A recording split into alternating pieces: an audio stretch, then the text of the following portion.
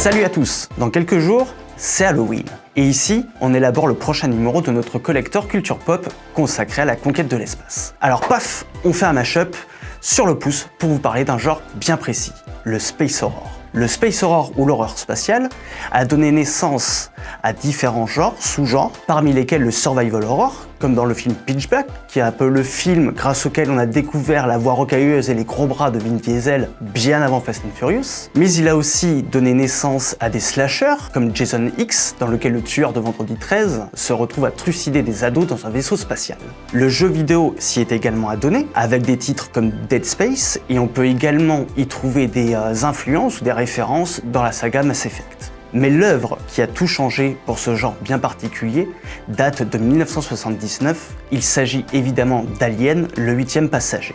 Si aujourd'hui le xénomorphe et Ellen Ripley sont inscrits au panthéon de la culture pop, le film de Ridley Scott ne sortait pas de nulle part. À l'écriture, on retrouve en effet le scénariste Dan O'Bannon, qui a fait ses armes en compagnie de John Carpenter sur le film étudiant Dark Star, déjà un concept d'horreur spatiale.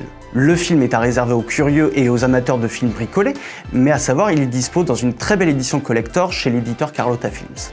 Dan O'Bannon se retrouvera ensuite sur le Dune d'Alejandro Jodorowsky, un projet pharaonique qui ne verra jamais le jour et dont il subsiste aujourd'hui un film documentaire sur ce qui est peut-être le plus grand film qui n'a jamais été tourné et que je vous recommande vivement. Mais sur Dune, on retrouve également le dessinateur Jean Giraud, alias Mobius, dont l'influence se retrouve sur le design global d'Alien. Surtout, on retrouvait déjà le grand artiste Hans Rudi Giger, qui deviendra célèbre mondialement en créant le design de la créature d'Alien, le fameux xénomorphe. Mais Giger lui-même a entre autres été influencé par l'écrivain Howard Phillips Lovecraft. L'influence sur la saga d'Alien du Reclus de Providence est au fond primordiale.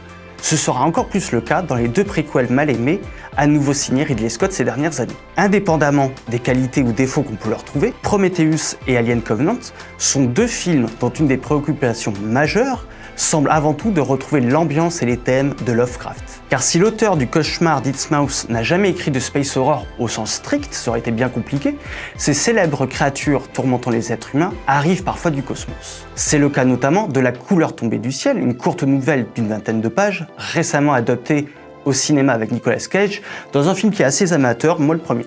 L'entité cosmique Cthulhu, sans doute la plus célèbre créature du bestiaire de Lovecraft, a d'ailleurs donné son nom à une région de la planète naine Pluton. Un juste retour des choses pour celui qui a été, sans le savoir, le fondateur du Space Horror.